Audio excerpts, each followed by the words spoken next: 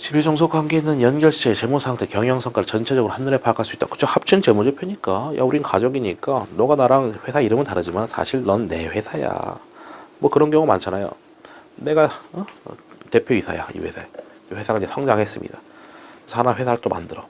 주식을 뭐 100% 취득할 수도 있지만은 뭐 70%, 60% 취득할 수도 있고, 사실상 내가 만든 회사잖아. 회사 이름은 다르지만. 뭐 그런 경우. 그러니까 이제 합치겠다. 너는 A사, B사 같은 회사다. 이런 의미. 연결재무제표에서는 연결 시점의 내부 거래나 상호 채권, 채무가 제거되므로 개별 재무제표에 비해서 이익 조정의 가능성이 낮다. 왜곡 정도 낮다. 당연하지. 그러니까 내부 거래 다 없는 상태로 다 돌리는 거잖아요. 야, 우리끼리 거래한 건 싹 다 불인정. 완전히 없는 상태로 돌리겠다 이런 거거든요. 그러니까 연결 주종목기, 내부 거래 연결 주종목기를 우리 아직 안 배웠지만은 뒤에 조만간 나올 텐데 그냥 우리끼리 거래한 건 다 불인정. 그냥 없는 상태로 돌리겠다. 그게 뭐 채권이든 채무든 뭐 수익 비용이든 가돼 모두 다 제거시키는 거니까 뭐 손익을 조작할 우려가 낮다. 경영자가 연결시세를 전체적으로 관리 통제하는데 유용한 정보를 제공한다. 그런 것이죠. 그러니까 이제 합친 재무, 연결시세가 A 플러스 B 합친 회사를 말하는 거잖아요. 전체적으로 관리하기 좋다. 합친 놈의 뭐 부채비율, 합친 놈의 영업이익률 등등을 보면서 얘네들이 이제 부채비율이 어느 정도인지, 영업이익률이 어느 정도인지 등등을 한꺼번에 통제할 수 있지 않냐라는 다 쉽게 이해할 수 있는 그런 문장들. 한계점, 연결 재무제표만으로는 개별 기업에 대한 정보 확인하기 쉽죠. 당연하지. 합친 재무제표 봤을 때는 개별 재무제표 볼 수는 없겠죠. 다만 이거 가끔 오해하시는 분이 있더라고요. 합친 재무제표, 연결 재무제표가 있다 하더라도 개별 재무제표는 개대로 또 있는 겁니다. 개별은 개별대로 있고 연결은 뭐예요? 참고로 또 보여주는 추가적인 재무제표인 겁니다. 두 개를 혼동하시면 안 됩니다. 연결은 연결대로 있고 개별은 개별대로 있는데 연결 재무제표 봤을 때는 거기서는 개별 재무제표 정보가 없지 않냐. 뭐 당연한 얘기고 세 번째 이해 가능성 낮지. 당연히 하나의 회사만 재무제표 봐도 정말 어려운데 해석하는 게 합친 재무제표는 더더구나 어렵겠죠. 두 번째, 연결 종속기업을 적절하게 정의하지 않으면 연결 시체에 대한 정보 유용성이 감소한다. 연결 종속기업이 B사일 텐데 B사 그게 종종 개정이 됩니다. 우리가 뭐 개정상 얘기하겠다는 거 아니고 B사를 어디까지 집어넣을 거냐 했을 때 막 개정이 됩니다. 뭐 회계감사 안 받으면 뺄 거냐 넣을 거냐 막 개정되고 단오차 뭐 이렇게 개정되기도 하고 뭐 바뀌거든요. 거기에 따라서 우리가 연결 실체는 A 플러스 B겠죠. 그것에 대한 뭐 부채비율 등등등의 수많은 숫자들이 다 틀어질 텐데 뭐 그래서 B사가 어디까지 들어갈 거냐라는 것은 항상 이슈가 되는 겁니다. 실무상으로도 또 개정도 많이 되고. 그 다음에 개별 재무제표 작성 기업 보시죠. 이 얘기하는 겁니다. 여기는 이제 최상위 지배기업, 이제 주식을 취득한 거예요. 여기는 확실히 종속기업이에요. 종속. 중간에 껴있는 애들 뭐라 하냐면은 중간 지배기업. 어떡하라고? 첫째, 지배기업은 모든 종속기업을 포함해서 연결 재무제표 작성한다.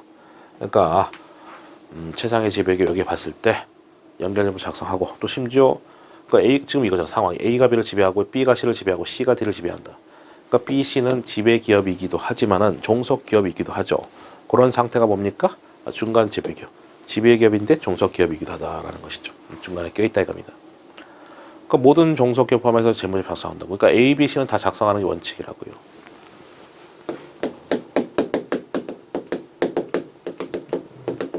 재무제표를 작성하는 것이 그게 원칙이다라는 것이죠. 하지만 여기서 예외 얘기하는 거죠. 예외, 단 예외.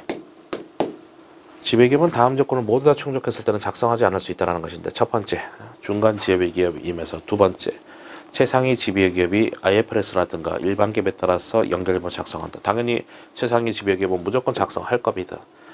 껴있는 중간에 있는 애들을 작성할 거냐 말 거냐라는 건데 결국 뭡니까? B씨는 작성할 필요 없다고 뭐 이런 얘기잖아. 합치면은 중간에 껴있어. 근데 A가 작성할 거잖아. 사실상 실무상. 그러니까 중간에 껴있는 애들은 작성할 필요가 없다라는 것인데 또 예외가 있다. 뭐 예외에 대한 또 예외야.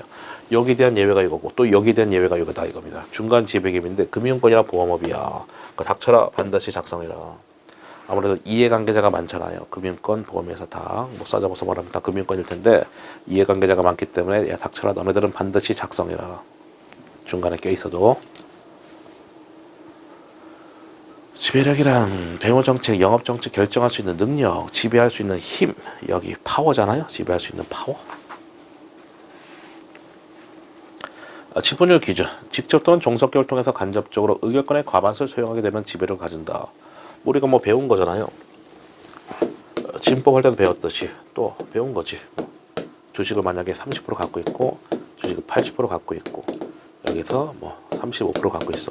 그럼 A가 C에 대해서 지배력을 행사하냐? 다시 말하면 A가 C랑 합쳐서 재무제표 작성해야 될 거냐 했을 때 해야 된다 이겁니다. 직접이 30%, 종속기를 통해서 간접으로가 35%이기 때문에 두 개 더하시면은 65%야. 그래서 결국 A는 C에 대해서도 연결 재무제표 작성해야 된다. C 너는 A사한테 종속돼 있다 이런 얘기입니다. 직접 또는 종속계 또는 간접적으로 해서 진법 할 때도 이 문장을 봤는데 또 나오는 것이죠. 의결권의 과반수 소유한다는 얘기는 50% 초과하라는 거죠. 토지 100%까지죠 당연히. 100% 이하까지. 다음의 경우는 의결권의 절반 또는 절반 미만을 소유한다 하더라도 뭐 싸잡아서 말하면 50% 미만이겠죠. 그러니까 이하겠지, 그렇죠? 50% 초과부터 연결이기 때문에 50% 이하다라고 하더라도 지배할 수 있다.